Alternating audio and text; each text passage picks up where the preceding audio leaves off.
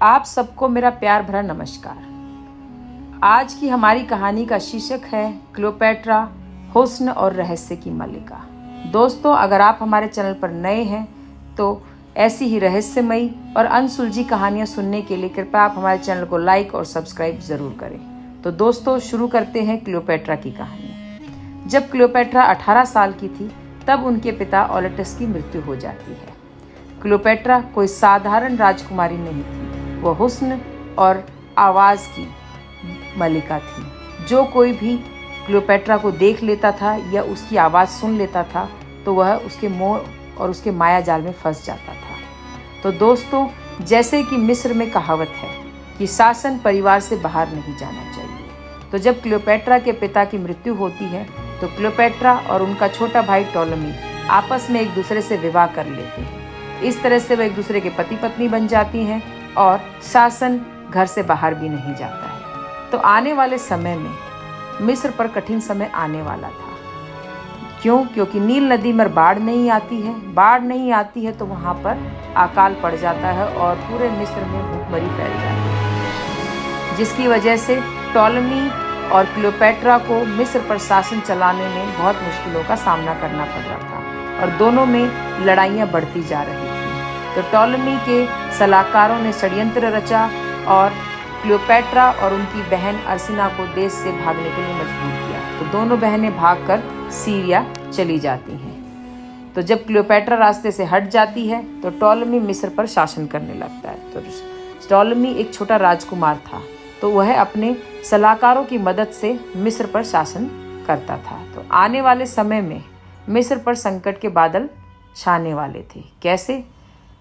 संकट के बादल छाने की सिर्फ दो ही वजह थी। वो थी दो रोमन सेनापति, एक का नाम था पॉम्पी और दूसरे का नाम था जूलियस सीजर। ये दोनों रोमन सेनापति रोम के नेतृत्व और विश्व वर्चस्व के लिए एक दूसरे से लड़ रहे थे। दोनों के बीच में ग्रीस में बहुत बड़ा युद्ध होता है, जिसमें जूलियस सीजर की जीत होती है और पॉम्पी की हार होती है। पॉम्पी हारने के बाद अपने परिवार के साथ मिस्र भाग आता है, जहां उसका एक पुराना दोस्त था जिसका नाम था राजा ऑलेटस। उसके पास आकर ठहरता है अपने परिवार के साथ। मिस्र के लिए यह एक कूटनीति संकट था। अब उसे पॉम्पी को प्रति भी अपनी वफादारी साबित करनी थी और जूलियस सीजर के प्रति भी, क्योंकि जूलियस सीजर अब जीता हुआ एक राजा था। तो टॉलमी को जब यह बात पता चली कि पॉम्पी राजा ऑलेटस के पास आकर छिपा हुआ है और टॉलमी को अपनी वफादारी जूलियस सीजर के प्रति साबित करनी थी, तो उसके वफादारों ने षड्यंत्र रचा और पॉम्पी को धोखे से मार दिया और उसका कटा हुआ सिर जूलियस सीजर के सामने प्रस्तुत किया, जिसे देखकर वह भयभीत हो गया। उनको लगा था, जो टॉलमी के सलाहकार थे, उन्हें लगा था कि जिससे जूलियस सीजर खुश होगा, पर वास्तव में वो भयभीत हो गया था। और पॉम्पी उसका दुश्मन था, लेकिन वह एक महान रोमन और महान सेनापति भी था और वह एक सम्मानजनक मौत मरने के लिए हकदार था। सौभाग्य से क्लियोपेट्रा वहाँ नहीं थी, वह देश से बाहर थी और उसे इस अपराध के लिए दोषी नहीं ठहराया जा सकता था। अब क्लियोपेट्रा को पता था कि अगर उसे जूलियस सीजर का समर्थन चाहिए मिस्र पर शासन करने के लिए, तो उसे जूलियस सीजर से मिलना होगा। जब क्लियोपेट्रा को यह पता चला कि जूलियस सीजर मिस्र में है और वह अलेक्जेंड्रिया के महल में ठहरा हुआ है, तो वह जूलियस सीजर से मिलने के लिए एक बोरे में छिपकर एक उपहार के रूप में जूलियस सीजर के सामने प्रस्तुत होती है। जब जूलियस सीजर पहली बार क्लियोपेट्रा को देखता है तो वह उनके हुस्न और जब उनकी मधुर आवाज़ सुनता है तो वो मंत्रमुग्ध हो जाता है।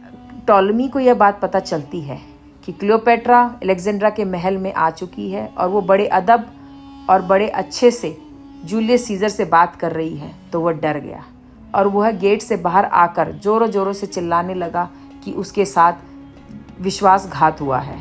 तो इसकी वजह से मिस्र की सेना जूलियस सीजर की सैनिकों पर हमला कर देती है और इस हमले की वजह से कई बंदरगाहों पर आग लग जाती है और यह आग इतनी फैल जाती है कि जो मिस्र के जो पुस्तकालय हैं और जो प्रसिद्ध कृतियाँ थी वो सब जलकर इसमें राख हो जाती हैं। जब सारी चीज़ें जलकर पूरी तरीके से नष्ट हो जाती हैं, तो अब जूलियस सीजर और क्लियोपेट्रा, जूलियस सीजर 50 साल के थे और क्लियोपेट्रा 21 साल की थी। इन दोनों में प्रेम हो जाता है और ये एक दूसरे के साथ कई सालों तक एक दूसरे के साथ रहते हैं।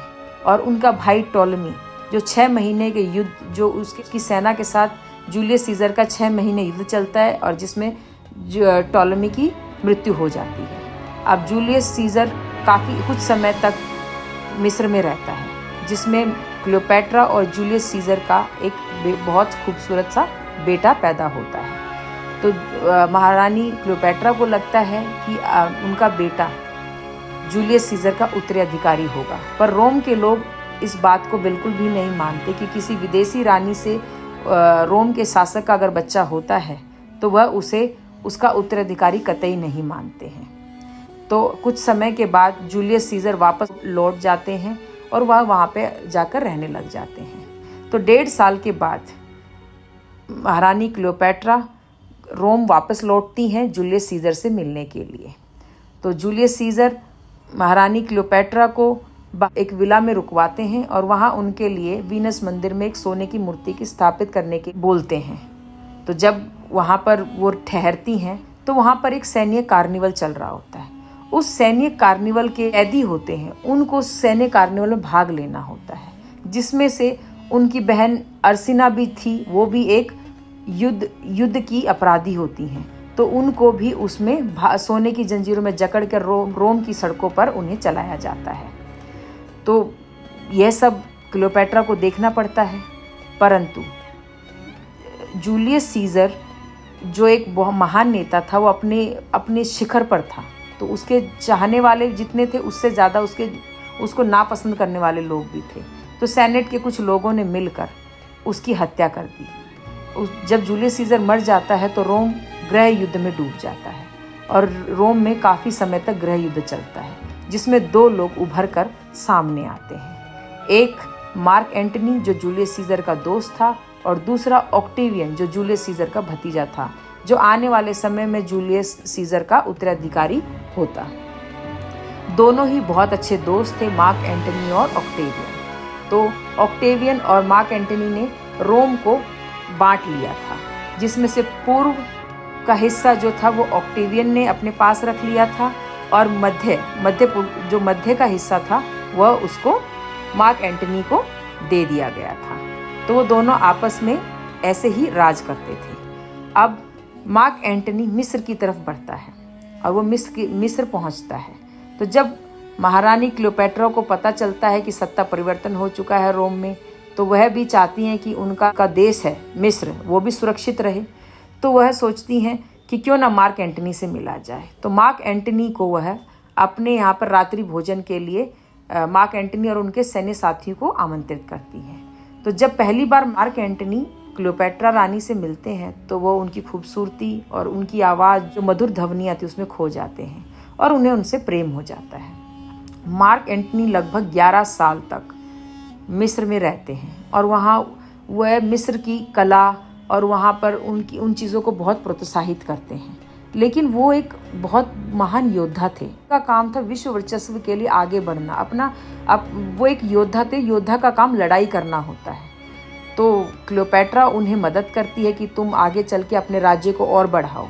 तो क्लियोपैट्रा खूब सारा सोना उनके युद्ध में लगाती है और जो मार्क एंटनी एक सैन्य अभियान चलाते हैं कि वो आगे चल के अपना राजस्व फैलाएं, परंतु वो अपने राजस्व विफल हो जाते हैं, जिससे वो बहुत टूट जाते हैं और कमज़ोर पड़ जाते हैं। जब ऑक्टेवियन को यह बात पता चलती है कि मार्क एंटनी कमज़ोर पड़ गए हैं, तो वह महारानी क्लियोपैट्रा के खिलाफ युद्ध छेड़ देते हैं और ये युद्ध मार्क एंटनी और क्लियोपैट्रा को बहुत भारी पड़ता है। महारानी क्लियोपैट्रा और मार्क एंटनी के जितने भी साथी थे, जो राजा थे जो उसके साथ थे, वो सब ऑक्टेवियन के साथ मिल जाते हैं और ग्रीस के समुद्र के किनारे ये युद्ध काफ़ी समय तक चलता है, जिसमें महारानी क्लियोपैट्रा और मार्क एंटनी की हार होती है। युद्ध बंदियों के साथ जो सज़ा दी जाती है वह नहीं चाहते थे कि वो ऐसी सज़ा भुगतें, तो वह अपनी तलवार से अपने आप को मार लेते हैं और आत्महत्या कर लेते हैं। तो महारानी क्लियोपैट्रा को भी पता था कि युद्ध बंदियों के साथ कैसा व्यवहार किया जाता था, तो उन्होंने भी अपने आप को चाकू से मारने की कोशिश की,